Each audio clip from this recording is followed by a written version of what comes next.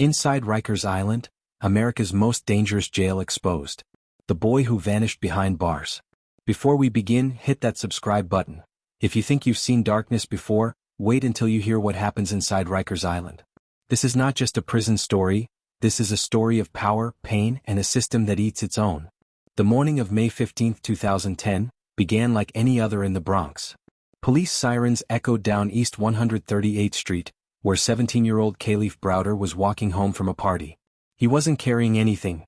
No wallet, no phone, just his ID and the confidence of a kid who thought justice worked the way they said it did in school. Then came the patrol car. Someone said you stole a backpack. The officer barked. Khalif looked confused, his hands already raised. What backpack? He asked.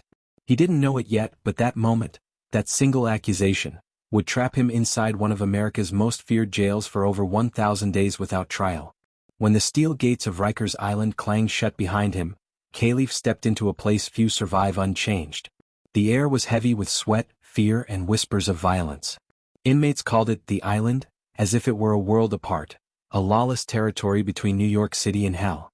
Guards called it something else, controlled chaos. Inside the rules were simple. You either fought or you were prey. Khalif, small and quiet, became an instant target. Within days he was jumped by a group of older inmates in the shower. Guards watched. Some laughed. One officer, later identified in court records, wrote in his report, "Inmate involved in altercation. No injuries." But there were injuries, deep ones. Inside and out. By week 3, Khalif had already been thrown into solitary confinement, the box, as they called it, for fighting back.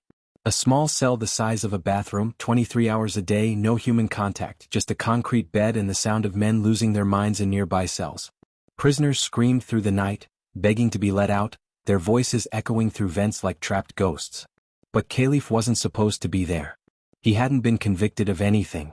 His bail was set at $3,000, an impossible amount for his mother, Vanita Browder, a nurse's aide raising 7 kids in a small apartment. "They told me to just take a plea," Khalif would later say. "But why would I plead guilty to something I didn't do?" Months turned into years. Prosecutors kept delaying, witnesses disappeared, evidence got lost. Every time Khalif thought he might get out, another paper, another delay, another next month. In the meantime, Rikers Island worked its slow destruction. He saw men stabbed over a piece of bread. Guards beat prisoners with flashlights for looking at them the wrong way. "It's not a jail," one inmate whispered to him, "it's a war zone." By his second year inside, Khalif was talking to himself in the cell. He had no mirror, but he said he could see his face cracking. When the psychiatrist made rounds, he'd whisper, "I think the walls are talking to me." But his file was marked non-suicidal. Then came the video, leaked years later, showing Khalif being slammed to the ground by guards and punched repeatedly. He never swung back. The footage, captured by a surveillance camera, showed what Rikers was built on: silence, fear, and unchecked power. By 2013, after 3 years and no conviction, the case was finally dismissed. Khalif walked out of Rikers a free man, but not really. He had spent nearly 2 of those years in solitary. He was 20 now, but he looked much older. His mother said when he came home, he'd just sit in the dark. Sometimes she'd hear him whispering to someone who wasn't there. The news started asking questions. How could a teenager be jailed without trial for so long? Why was he kept in solitary? The system responded with paperwork, endless paperwork, blaming administrative delays. But as the questions grew louder, so did the anger. Protesters gathered outside Rikers gates holding signs that read "Justice for Khalif" and "Shut down the island." Lawmakers called hearings. Investigations were opened. Yet inside, the violence continued. One officer, speaking anonymously, told a reporter, "Rikers breaks everyone, guards, inmates, even the walls feel cursed." And he wasn't wrong. In the 10 years before Khalif's release, more than 100 inmates had died inside.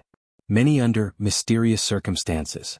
For a moment, it seemed like Khalif's story might change things. But just as his voice began to reach the world, the trauma dragged him back. He stopped sleeping. He couldn't stand being around people. "Rikers is still in me," he told a journalist. "I don't think it'll ever leave." Then, in June 2015, the unthinkable happened. Khalif Browder took his own life. The boy who refused to plead guilty, who survived the island, couldn't survive the memories it left behind. News broke across the nation. The New Yorker, CNN, the New York Times, everyone demanded answers. President Obama later cited his story when banning solitary confinement for juveniles in federal prisons. But for many the question remained, how many other caliphs were still inside? As one investigator put it, Rikers isn't broken. It was built this way. But when the Department of Investigation released its internal report, they found something even darker. Sealed records that hinted Rikers' violence wasn't chaos at all. It was organized, managed, controlled. And some of the guards weren't protecting the inmates, they were protecting something else. And that's where our story turns. Because behind those walls, there was more than just neglect. There was a system of fear. A network. A secret that tied officers, gangs, and even administrators together. And when those files were opened, what they found inside changed everything. The network of fear, how Rikers turned violence into control. The story of Rikers Island didn't end with Caliph Browder's death. It only tore open the wound. In the years that followed, investigators, whistleblowers, and even former guards began to speak out. What they revealed wasn't random violence or poor management, it was something far more calculated. They called it the program. Officially it didn't exist. But in confidential testimonies, officers described an underground system where power was traded like currency. Inmates who followed orders got privileges, food, extra phone time, protection. Those who didn't, disappeared into the box. It started decades earlier when Rikers was bursting beyond capacity, over 15,000 inmates on an island built for half that. The city couldn't control the chaos, so the guards struck a deal. They let the gangs police themselves, in exchange for order. But as one officer later said, you can't make a deal with violence and expect to control it. By 2012, the gangs weren't just surviving inside Rikers. They were running it. Every cell block had a shot caller, someone who answered not to the Department of Corrections but to the streets. Crips, Bloods, Trinitarios, their hierarchy extended through the island like veins. And in the middle of it all were the guards, some terrified, others complicit. Former Officer John Rivera told an internal investigator, "We were told to keep the peace by any means necessary. Sometimes that meant letting inmates handle their own problems. Sometimes it meant we handled it ourselves." He hesitated before adding, "We all knew there were rules you didn't write down." The program worked like this. Guards picked trusted inmates, enforcers, who'd keep everyone else in line. These inmates got favors in return. Better food, early phone access, even drugs smuggled in through corrupt officers. If anyone caused trouble, the enforcers handled it before it reached the paperwork.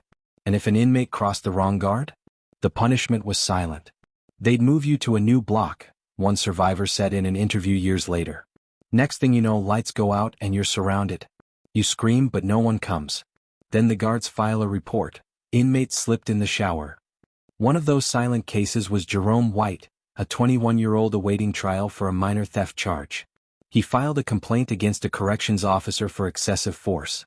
2 weeks later, Jerome was found unconscious in his cell. The official report said medical emergency. The autopsy told another story: fractured ribs, ruptured spleen, bruises that matched a baton pattern. His mother, Teresa White, demanded answers. She never got them. In 2015, as public outrage over Rikers grew, a journalist named Lisa Harlow began digging deeper. She wasn't new to prison reporting, but what she uncovered terrified even her. She started getting anonymous tips, scanned documents, transfer logs, disciplinary reports, all pointing to the same pattern: officers falsifying incident records to cover for each other.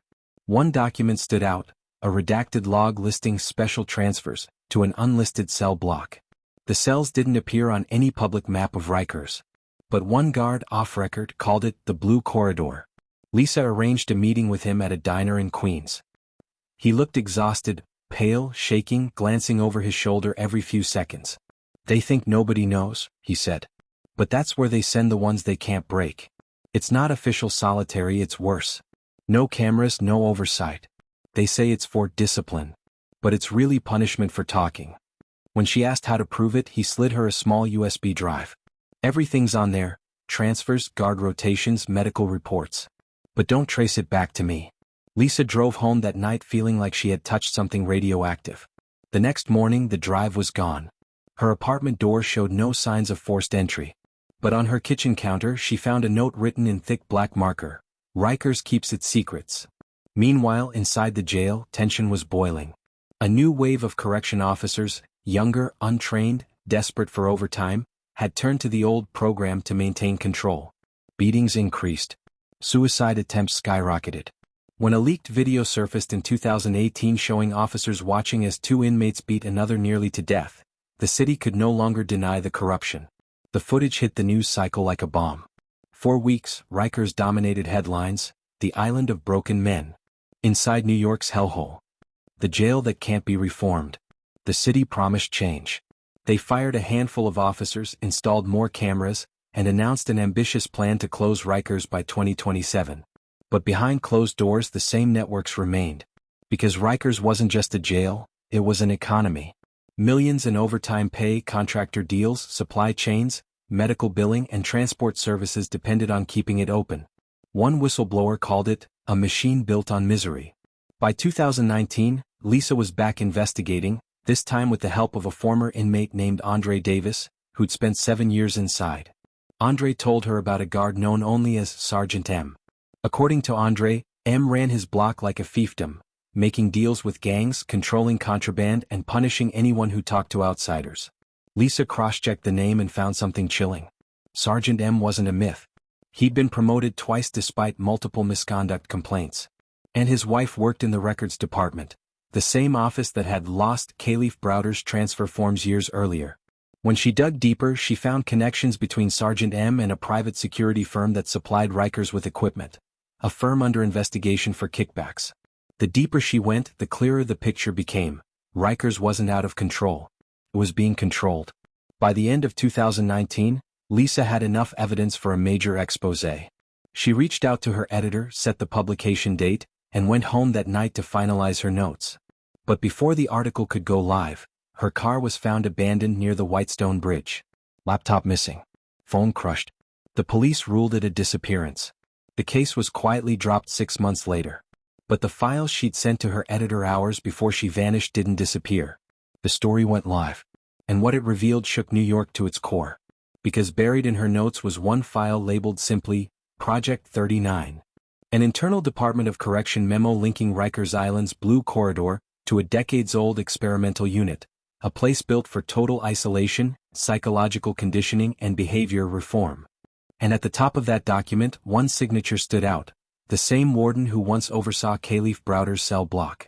The ghosts of Rikers weren't just inmates. They were the people who built the island to keep them silent. And as the city scrambled to bury the truth, one question hung over everything. If Project 39 was real, how many of its cells are still being used today? Project 39, the secret that Rikers tried to erase. If you think you've heard everything about Rikers Island, you're wrong.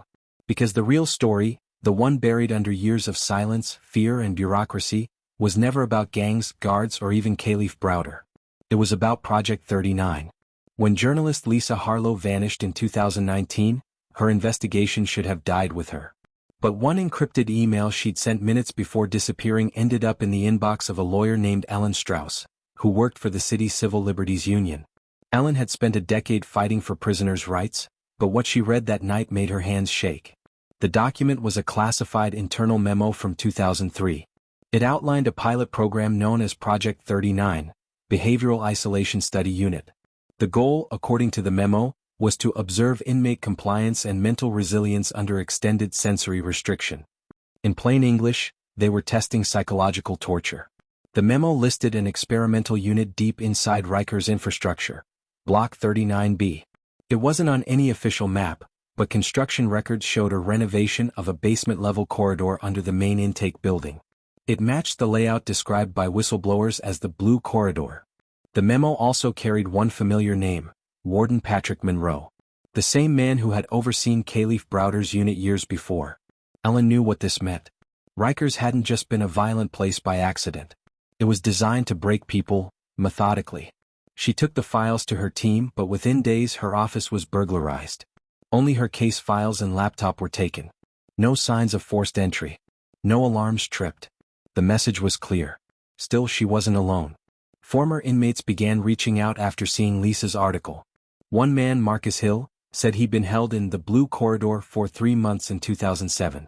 When Ellen asked what it was like, his answer came in fragments. No window. No sound. They said it was for my own safety. But you start to forget who you are. You talk to yourself just to hear something. After a while, your thoughts don't sound like your own anymore. When Ellen pressed him, Marcus said there were speakers hidden in the ceiling, low-frequency noises that never stopped. Sometimes voices. Sometimes whispers that repeated the same words over and over, "Comply and you'll be free." It sounded insane. But the more she dug, the more patterns appeared.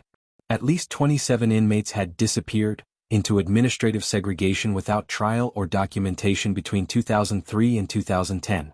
All of them were labeled non-compliant. And then came the photographs. A retired medical technician leaked a folder labeled ISU 39. Inside were low-resolution images, prisoners in restraint chairs, bare rooms lit by a single blue bulb, and medical charts marked test phase. The metadata showed the files were taken on Rikers Island. One image froze Ellen completely. It was a young man, slumped in a corner, staring directly into the camera. His inmate number was partially obscured, but the initials on his wristband were KB. Khalif Browder. He was supposed to have been in solitary for refusing to plead guilty. But the record said nothing about Project 39. The photo timestamp? A full 6 months before his release. That meant for half a year, Khalif had been inside a secret unit, one the city still refused to admit existed. Ellen tried to take the findings public. She scheduled a press conference, sent evidence to trusted reporters, and prepared her testimony. But the morning before the conference, the venue was suddenly unavailable. The city cited security concerns. Then her witnesses, the former guards and med tech, withdrew one by one. She realized something chilling. Rikers Island wasn't just a jail. It was a state within a state, self-contained, unaccountable, and fiercely protected by people with too much to lose. That night, a stranger contacted her using an encrypted app. His username, Blackline39. He claimed to be a former technician who worked on Project 39 directly. When they finally met in a dim parking garage in Long Island City, he looked terrified. "They'll erase me for this," he said. "But you have to understand, we were told it was for rehabilitation. We didn't know what it was doing to them." He handed Ellen a sealed envelope. Inside were security access logs, hundreds of entries showing inmate IDs entering Zone 39B between 2003 and 2018. The last recorded entry was dated March 2, 2019, 2 days before Lisa Harlow disappeared. Ellen stared at the date. "Are you saying she was brought there?" He nodded. "She got too close. They needed to make her vanish quietly. But if you open that envelope, they'll come for you too." That night, Ellen went home and uploaded everything to multiple encrypted cloud drives. But before she could go public, she received an unmarked package at her doorstep. No return address. Inside was a small USB drive labeled, "For your safety." When she opened it, a single video file played. It showed surveillance footage, time-stamped, grainy, tinted blue. The frame focused on a narrow hallway with metal doors. A figure was being dragged by 2 guards into a room labeled 39B. The woman was struggling, screaming words that the camera's microphone didn't capture. But Ellen recognized her instantly. It was Lisa Harlow. The footage cut out abruptly. The following week, Ellen disappeared too. Her office went dark. Her phone went offline. Her team found her apartment unlocked, computer wiped, and notes missing. Only one thing was left behind, a handwritten message on her whiteboard. Rikers isn't closing. It's evolving. Months later, a new construction permit quietly appeared in city records. Facility redevelopment, Phase 39. The project description, behavioral assessment and rehabilitation complex. The contractor, a private firm with ties to former Rikers officials. The same firm once linked to Sergeant M. And so the island stayed. The name might change. The faces might change. But the system, the one built on control, fear and silence, remains untouched. Because Rikers isn't a place you escape. It's a machine that feeds on what people forget. And if you think this story ends here, you're wrong. Because a year after Ellen's disappearance, a new journalist received a flash drive in her mailbox. Inside were hundreds of files, documents, memos, audio recordings, and one video. The same blue-lit hallway. The same door marked 39B. Only this time the door was open, and the room beyond it wasn't empty. A single light flickered, and for just a moment the camera caught a shadow. Someone moving, someone alive. The file ended with one final frame, text appearing over the blue screen. Project 39 continues. If you think this story was dark, you're not ready for what's next. Hit subscribe, because what's buried on Rikers Island might still be watching.